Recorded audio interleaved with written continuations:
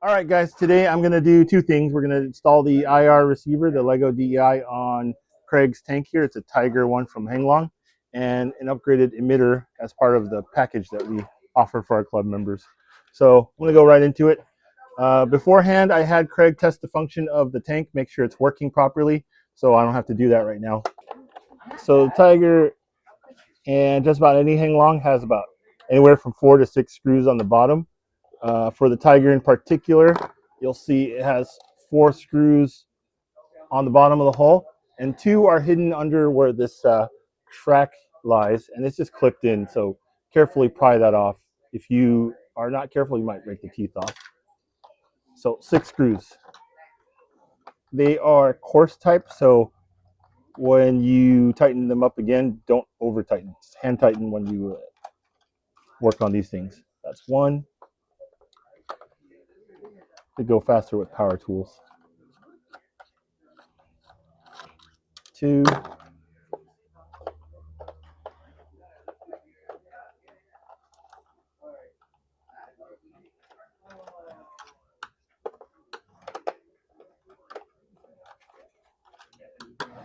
It's still in there.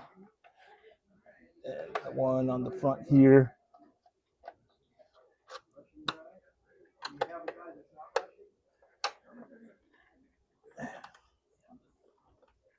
And then pro tip, always use the right size Phillips. If you use it too small, you'll strip it out, and you do not want to strip out screws.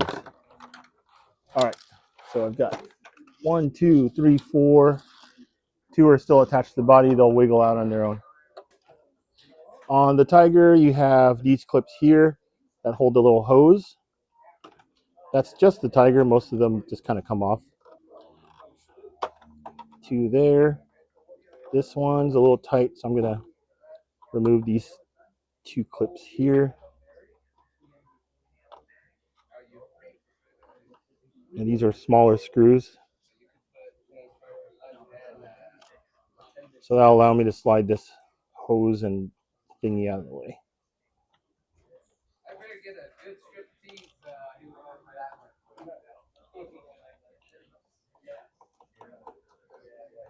So we've got that.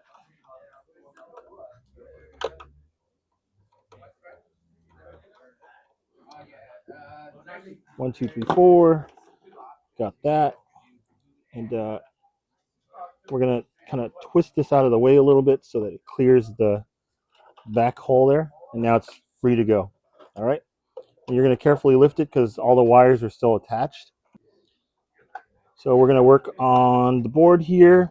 We'll leave the power and the motor wires connected. Those are okay to stay that way. There's usually like cable clips here, which I'm going to, well, this one's okay, but I'm going to have to separate this one here because we're going to unplug the components. So always keep your Heng Long manual, but if you're wondering, let's see. Yellow, red is your airsoft motor. Blue, if you run that back, is to the heater for the smoker. The yellow plug with the red and black goes to the fan for the smoke. This white and red over here is for the IR emitter. That's what sends the signals. This 3-pin plug over here that's smaller, red, black, and white, that's the IR receiver. That's what's going to interface with a sensor to receive hits from other tanks. Over here in CN9, that's the speaker. And these are all your LED ports for all the available LEDs. 3 and 4 are headlight, taillight. 5 is machine gun. Those are the relevant ones for today. Double yellow in CN6, that is the airsoft micro switch. CN4, yeah, red blue is the turret rotation. That's this guy. CN3 is elevation motor. So that's what makes the cannon go up and down. All right, so I'm going to disconnect everything that's associated with the upper hull. The smaller plug here is usually pretty tight, so kind of wiggle it out, because if you yank it, you might rip the cable out and have the thing stuck in there. All right, so now that's free of the upper hull. So we're going to set this aside. All right, so all the stuff we're doing is going to be right here. So this the turret rotation has this metal wire here, or a clip that kind of holds the wires together. So you're going to free this up, and there you go. There's also like a little wrap here that kind of tidies up the thing. We'll keep this for later, but we're going to remove some of these items and then replace them with our new stuff. Okay, so additional Phillips here, turret rotation gear. You see this is the tooth right here. This is one that doesn't fully rotate. This is what stops it from fully rotating. If you have a 360 version, it'll have these teeth all the way around. But when you have this version, be sure that you install this in the same orientation as the cannon. We're going to remove these 3 screws and then proceed to the next part. Keep in mind for later, you see these black plugs here. These are called DuPont style.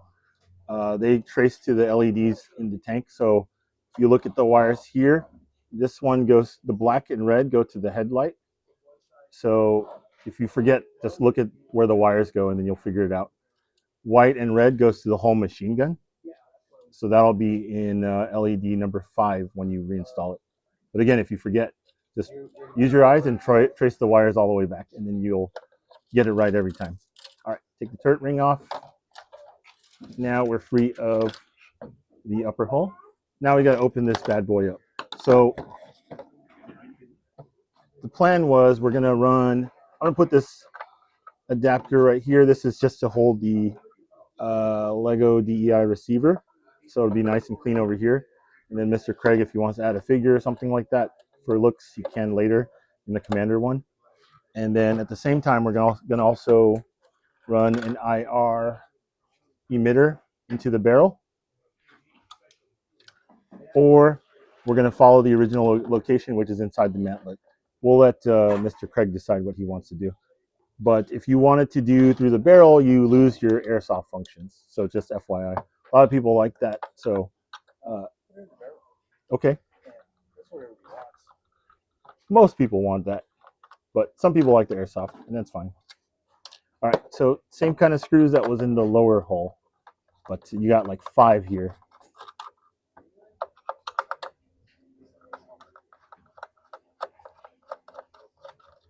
As you can see, red and blue is the turret elevation motor right here. That's this guy. Some model of tanks, it's in the back here. It's like a big old unit in the back. This guy is on the side here. Depending on how the tank is assembled, you have to take the path of least resistance. So figure out if you want to take the elevation motor out first, or maybe the gun itself. We're going to be kind of, oh, that's my charger going off. That's fine. Looks like it's just kind of hanging in there, so really nothing going on there. I will have to free up all this stuff. I can either take this clip off and then let everything hang, or I can take this out with it. So usually I just kind of drop this out. This is just a retaining clip to kind of route the wires neatly to the lower hull.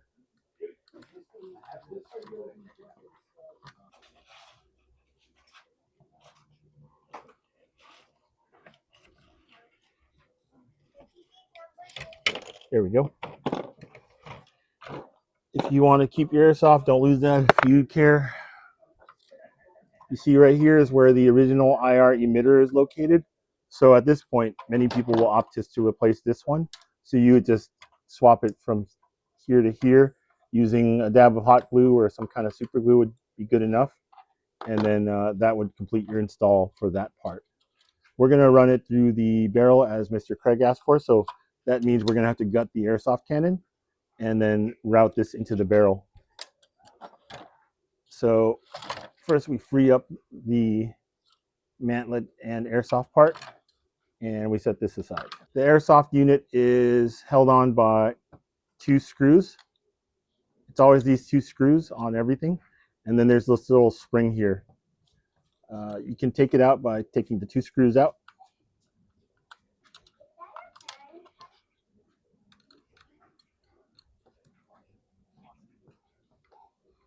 And so just pull it out. That's it. So the barrel here is, this is actually the airsoft barrel, which we may or may not utilize later. We'll see.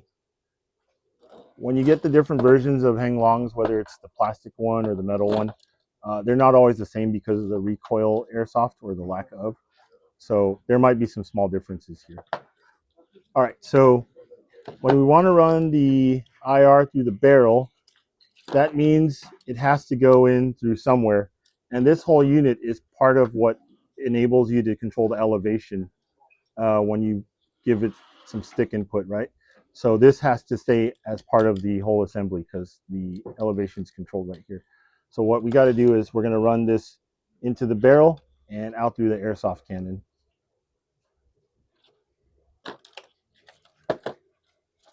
That means we're going to sacrifice the airsoft cannon's functions and we're just using the body. Now, a lot of people just gut the body. You could do that. You can also gut the body and cut this lower part off completely with a Dremel, and that'll kind of give you a little bit more room inside the body to run wires and stuff like that. That's purely up to you. So this spring has to come off because we're going to start opening this guy up now. This micro switch right here is also in the way, so we're going to take that out. We're not going to use it again, but we might save this wire for a future project, or you can use it to extend something else if you want to. It's kind of clipped in, so that's free now. Next comes the motor. The motor is just pressed in. You press it from the pinion here, and that's another component we won't be using anymore. We can recycle the motor for maybe some other functions in the future. You can salvage the wires for another thing in the future. I never throw things away. It always comes in handy later. So 4 screws to hold the whole thing together, and it has a few pins that run along that hold the gear. Basically, they're the gear axles for the airsoft cannon. We're going to take those out. So 4 screws, they're all a little bit different, so try to remember where they go. Silver one's in the back. Okay, there's that.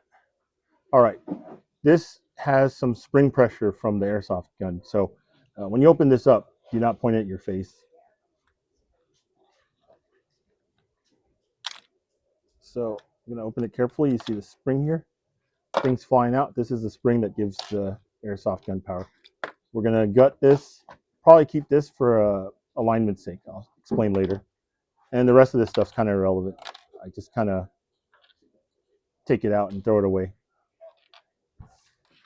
So what we're going to do is we're going to reassemble this cannon with this wire running through it now. I just picked an open spot for the wire to flow through. And we're going to use this kind of like an alignment piece. It's actually the hop-up part of the airsoft cannon, which we're not really going to use it for that. This will keep everything kind of lined up when I close the thing. Run it like that.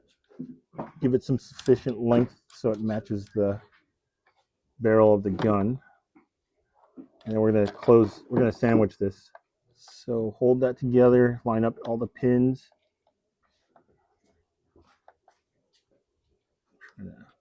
Now the clamshell is closed. I'm going to close this guy up. So same 4 screws again. Sorry, that's not the one. This one. 3 black, the silver one in the back. So we got this to work with. We're going to shove this guy in here. 2 screws here. So that's the IR emitter component done. We're going to move on to the IR receiver now. If you want it to be cleaner or less things hanging about, you can take the original IR out. So now we'll move on to the next thing. So his IR is sitting right here now, so it should be a really good sniping tank. Next is time to mount the receiver and run some wires. So there's 2 components, or 2 or 3 components when you get the LegoDEI receiver kit. You get this guy with the wires. That's his included mount. and the receiver itself, so it kind of goes like that. And then you're gonna kind of figure out where is best to mount it. That's dealer's choice. For Mr. Craig, we're gonna put it right here with a custom 3D mount, and then it's gonna be nice and snug and look pretty clean.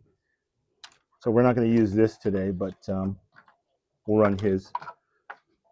So the original IR port is right in there. I'm gonna have to remove the elevation to get it out of the way.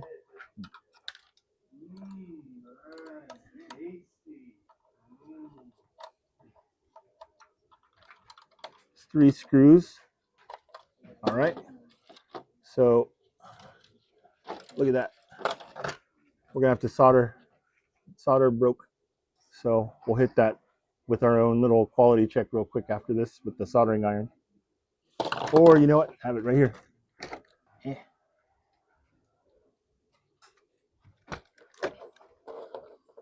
All right. That's repaired. I'm pulling on this thing. Just the little common things you might run into, okay? So it's not the end of the world. 2 screws to hold in this little board that has the receiver plug for the original mushroom type looking thing. So this comes out. Also, this is my missing screw from earlier.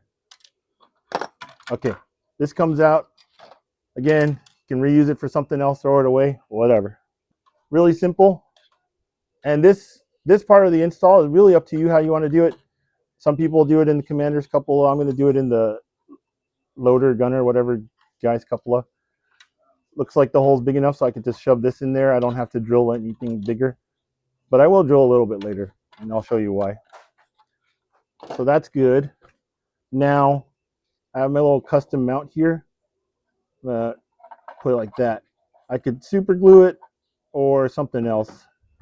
What I plan to do is I'm going to put 2 tiny screws in there. If I can, my drill can reach. Yeah. You probably can't see it, so. I have your permission to drill it, right, Craig? Sure. A little box of 2mm screws.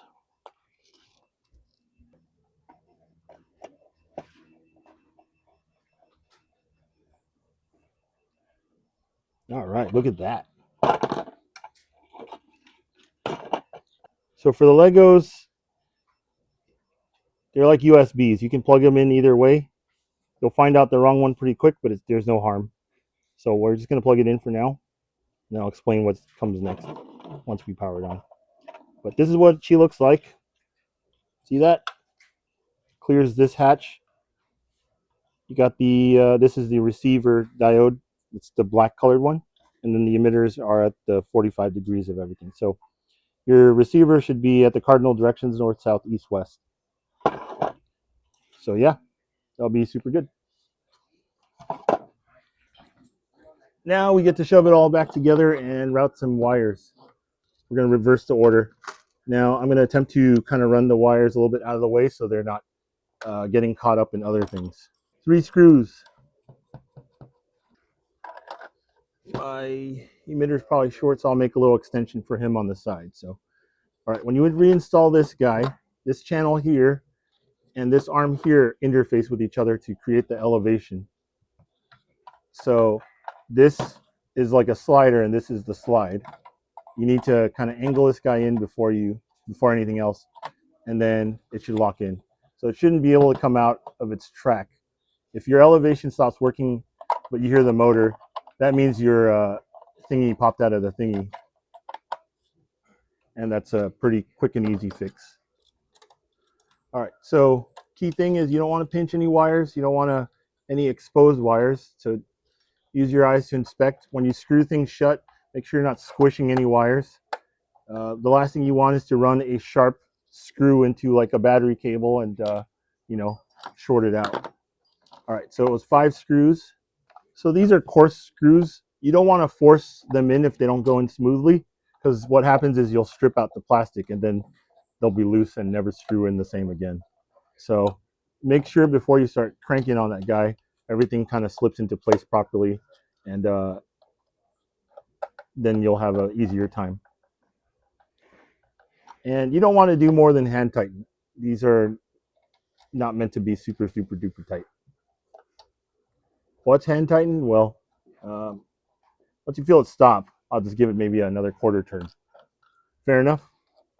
When you're doing all this, make sure your tank is not plugged in or has any battery, because you don't want to work on something that's a live wire.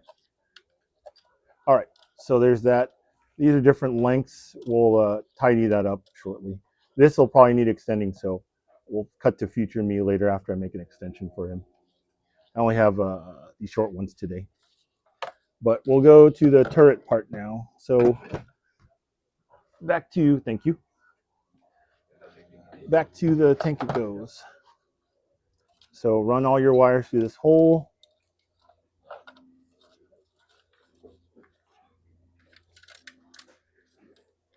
And so the gun's facing the front of the tank right now. That means the ring should be facing with the big tooth towards the front as well. And this will slip into the ring there, and then also into the turret rotation motor gear. And then you'll see that the holes line up. And then you can do your 3 silver screws. And then make sure again that you're not screwing into any wires or damaging any connectors or things like that.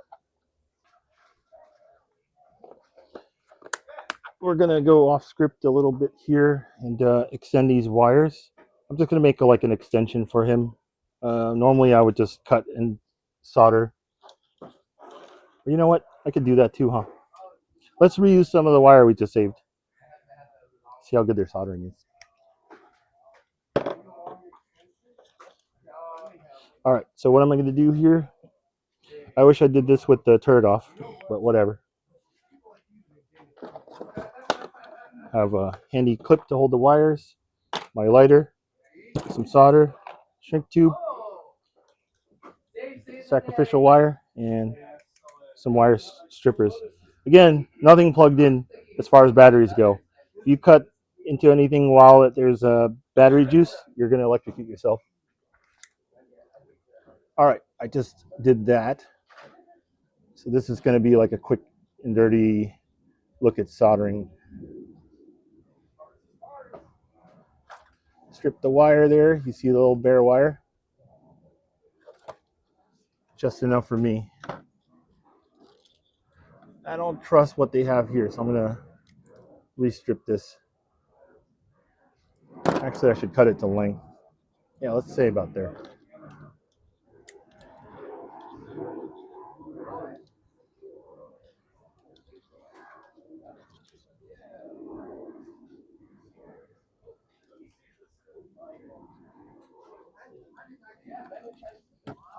Got some bare wire there.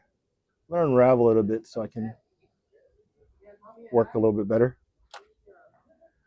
Shrink tube. I'll have scissors, so this will do. We're going to insulate each one.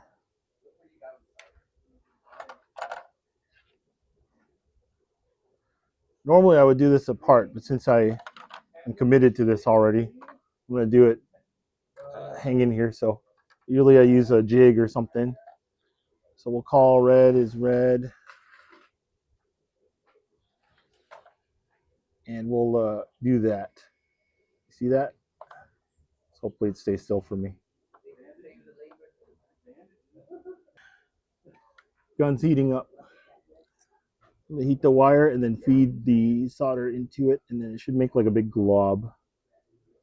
There's a couple different ways you can kind of fuse 2 wires together. I'm doing like the kind of easiest one for me. So if you got your own way, then you probably don't need this video. Tin the wires.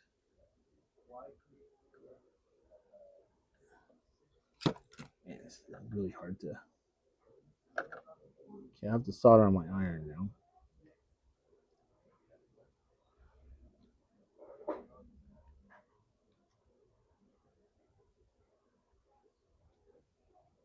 All right, it should be sufficient. Yeah. All right. That'll do for that one. So passable. strong enough.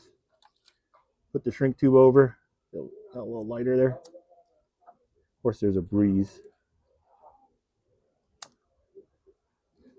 So you don't actually melt the shrink tube. It's just the heat that makes it shrink. All right, so we do the same for the other one. But it's kind of like working with drops of water, if you can picture that.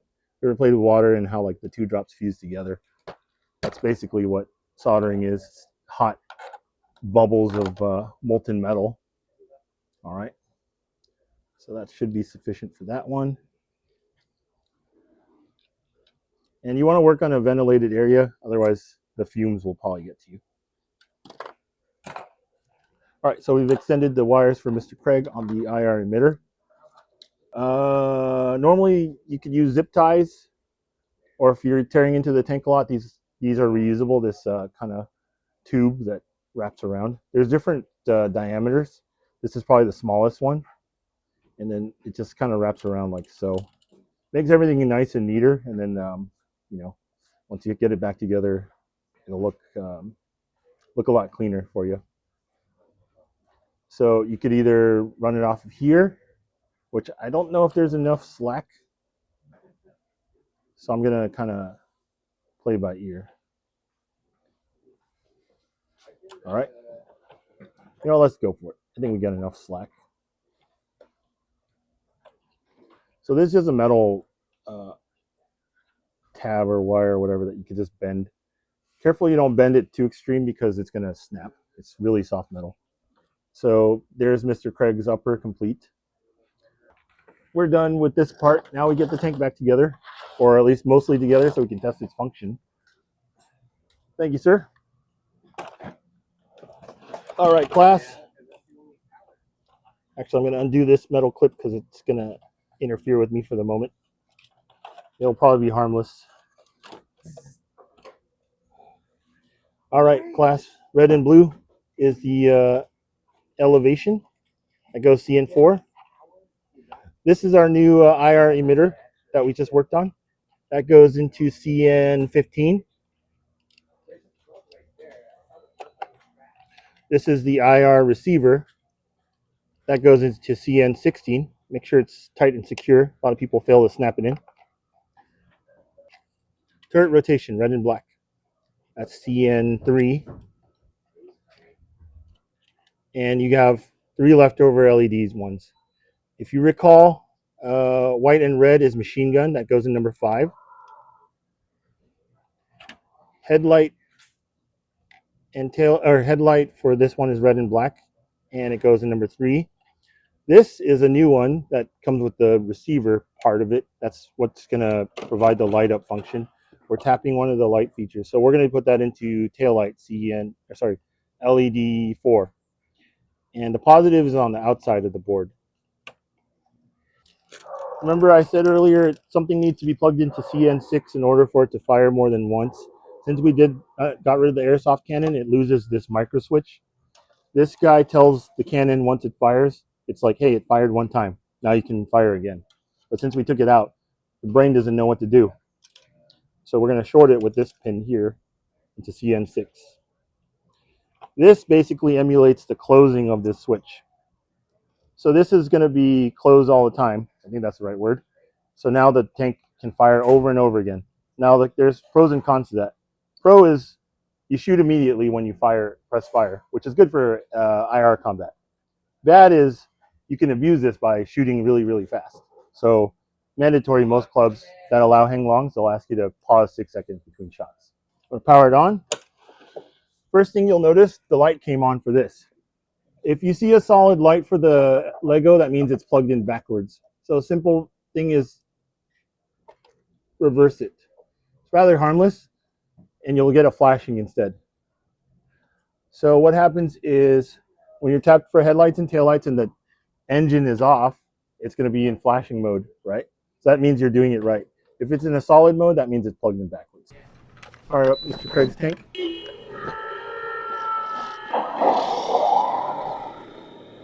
Turn off the smoke. Test all the functions, everything's still good.